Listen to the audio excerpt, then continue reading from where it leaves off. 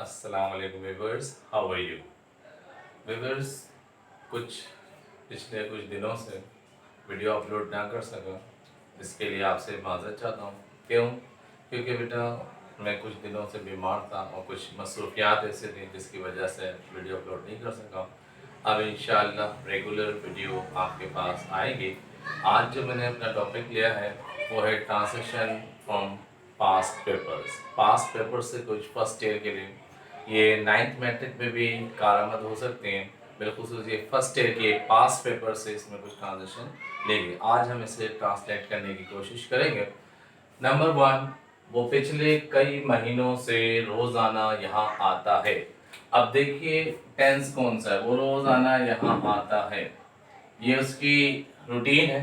देखिए जब रूटीन की बात की जाती है तो बताया था कि प्रेजेंट सिंपल टेंस लगता है, यानी प्रेजेंट इंडेफिनिट टेंस हम उसमें इस्तेमाल करते हैं।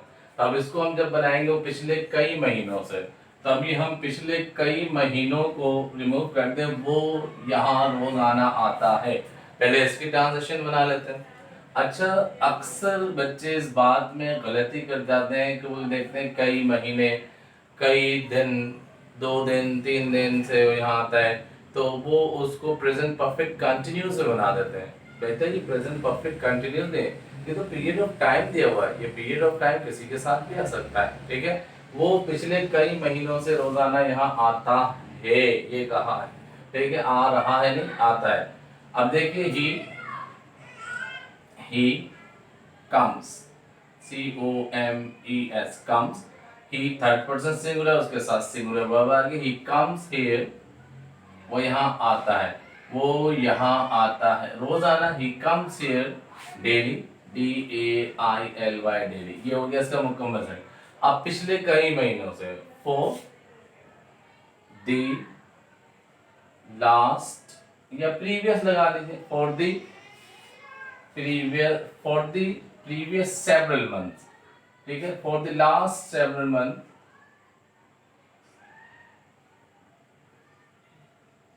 सेवरल मंथ्स यूं भी कह सकते हैं, MONTHS मंथ्स। अब देखें, he comes here daily for the last several months। अब यूं कह सकते हैं लास्ट की जगह आप प्रीवियस सेवरल मंथ्स भी लगा सकते हैं, many several months, many months भी लगा सकते हैं। लास्ट या द लास्ट सेवरल मंथ भी लगा सकते हैं, या for the previous several months भी लगा सकते हैं। प्रीवियस मेनी मंथ्स भी लगा सकते हैं, सेवरल मंथ्स भी। तो सिंपल प्रेजेंट इंडेफिनिट टेंस।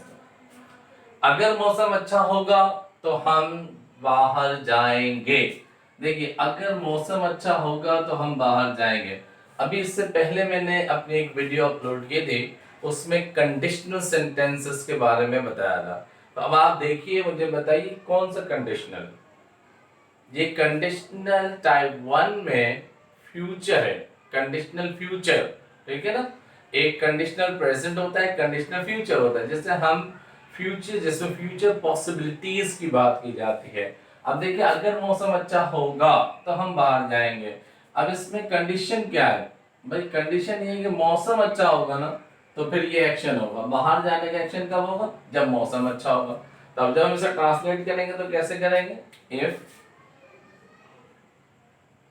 तो हम बाहर जाएंगे। If the weather, if the weather,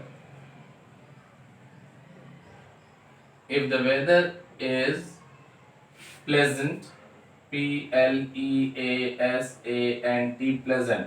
अच्छे होने से मुराद प्लेजेंट माने गुड, अच्छा।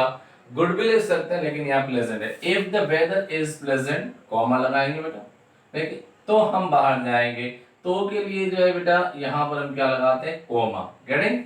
बाहर जाएंगे, we will go for outing भी लिख सकते हैं, गो फॉर आउटिंग, या we will go a day out, ये भी हो सकता है। We will go for outing, तो हम बाहर जाएंगे, will go out, we will go out, go लगाने भूल गया। We will go for, we will go for outing भी हो सकता है, वी विल गो आउट भी हो सकता है, ठीक है ना। इसके बाहर जाने से मुराद आउटिंग भी हो सकती है, ठीक।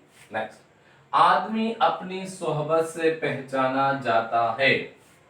जाहिर सी बात है, हकीकत है, इंसान अपनी सोहबत से पहचान, ये प्रोवर्ब भी है, सही भी बोला जा सकता है। जब हम इसे लिखेंगे तो ये लिखेंगे आदमी पहचाना जाता है। अब देखिए मैंने एक अपनी उर्दू में ट्रांसलेशन दी थी, जाता। जाता के सेंस में बताया था कि अगर जिसमें जाता लेकिन मीनिंग गोगी ना तो वो पैसिव में बनेगा। तो आदमी पहचाना जाता है पहले ये, बाद में अपनी सोहबत लगाएंगे। A man is known, a man is known, Known, known. A man is known by the company he keeps. क्या लगाएंगे? by the company. कंपनी सोहबत को जिन लोगों के साथ बैठता है उसे भी कहते हैं by the company he keeps. KEEP, he keeps. Getting? By the company he keeps, यानी जो कंपनी अपने साथ रखता है उसी से तो पहचाना जाता है। एक अच्छा इंसान दूसरों को धोखा नहीं देता। ये शायद मुझे याद आ रहा है, मैं अपने पिछले लेक्चर में इसको बता चुका हूं, तो ये बहुत इजी हो जाएगा। A good man, a good person या मैन, अ गुड मैन एक अच्छा इंसान दूसरों को धोखा नहीं देता। अब दूसरों, a good man does not, धोखा देने को deceive, DECEIV, deceive. A good man does not deceive दूसरों को, others. A good man does not deceive others, एक अच्छा इंसान दूसरों को धोखा नहीं देता। Get it? समझ आ रही? नंबर 5, जब पुलिस पहुंची तो मजमा मुंतशिर हो चुका था। मुंतशिर का मतलब होता है स्कैटर्ड, बिखर जाना। मुंतशिर का होता है डिस्पर्स भी कहते हैं, डिस्पर्स भी हो चुका था, बिखर जाने को भी कहते हैं, ठीक है। अब देखिए, जब पुलिस पहुंची, दो टेंस, जब पुलिस पहुंची तो मजमा बिखर चुका था। दो एक्शन है, लेकिन एक एक्शन पास्ट है और एक पास्ट ऑफ द पास्ट है। अब बताइए इन दोनों एक्शन में से कौन सा एक्शन पहले हुआ है? मजमा पहले बिखरा है या पुलिस पहले पहुंची है? जब पुलिस पहुंची तो मजमा बिखर चुका था, यानी पुलिस के पहुंचने से पहले मजमा बिखर गया। जैसी पुलिस पहुंची, अब देखिए जब हम इसको ट्रांसलेट करेंगे तो कैसे करेंगे? सबसे पहले आएंगे जो काम पहले हुआ है, मजमा बिखर चुका था, द क्राउड, या यूं भी कह सकते हैं when the police arrived the crowd had been scattered या डिस्पर्स्ड, ठीक है। तो हम ये लिखेंगे when the police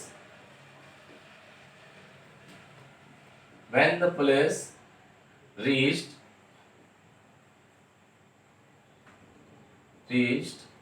there, comma, the crowd had been, लगाएंगे had been scattered, या dispersed भी लिख सकते हैं, dispersed भी हो सकता है। चोर पकड़ा गया, नंबर 6, चोर पकड़ा गया। देखिए चोर ने किसी को नहीं पकड़ा है, बल्कि किसी ने चोर को पकड़ा है। तो अब चोर पकड़ा गया है, ये पैसिव में बनेगा, द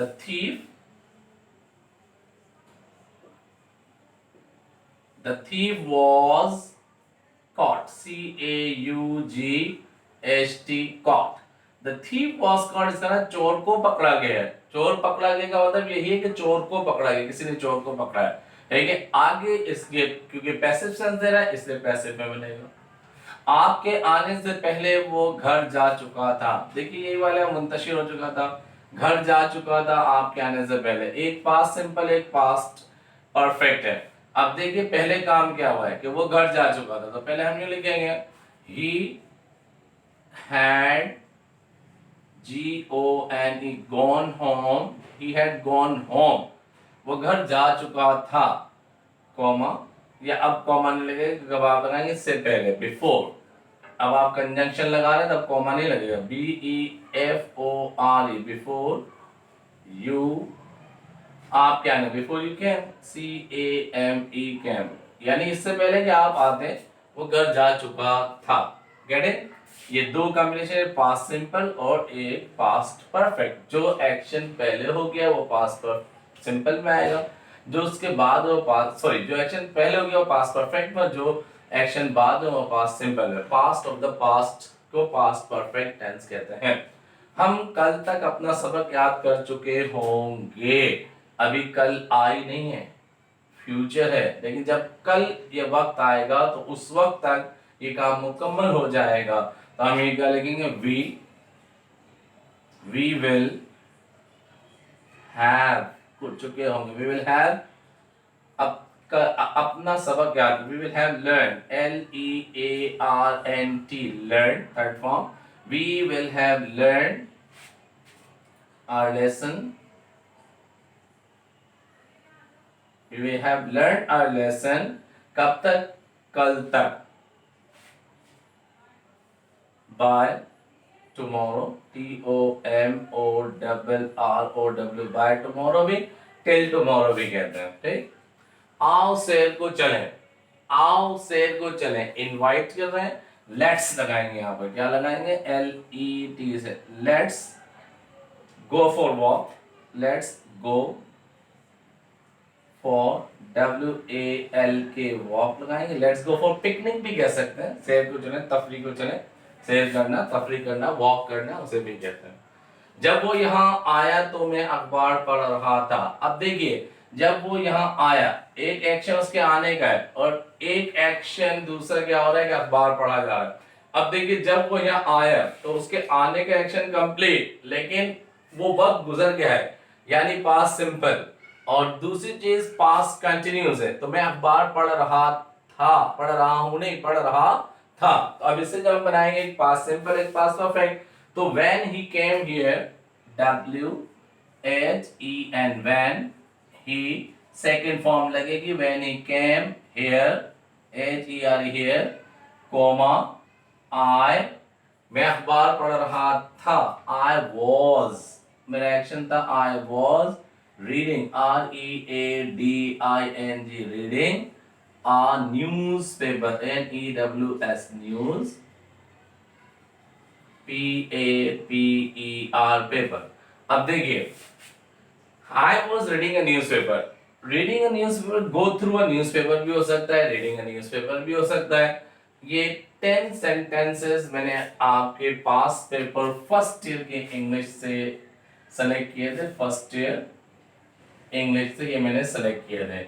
इसमें 2018, 17 और आपके 16 के भी कुछ सेंटेंसेस हैं। जो सेंटेंसेस मैंने पहले करा दिए थे उसको नहीं करवाए, ये 10 मजीद सेंटेंसेस हैं। इसे अपने पास चाहे तो स्क्रीनशॉट ले लीजिए और इसे, इस वीडियो को देखें ताकि बार बार देखें ताकि आपको भी बड़ी आसानी से समझ में आ जाए। Okay, thank you so much. इसी दुआओं के साथ कि शाद रहिए, आबाद रहिए। एक बात और करता चलूं कि मैं पिछले वीक भी मैंने कहा था कि इंशाल्लाह बहुत जल्द एक वीडियो अपलोड करने वाला हूं जो आपके MCAT, ECAT के मुतालिक है। इंशाल्लाह उसके भी कुछ लेक्चर्स अपलोड करने वाला हूं। प्लीज़ वेट कीजिए और वॉच कीजिए, सब्सक्राइब कीजिए और कन्वे कीजिए अदर, ताकि ये ज़्यादा से ज़्यादा लोगों तक पहुँचे। Thank you so much. अल्लाह हाफिज़, फ़ी अमान अल्लाह।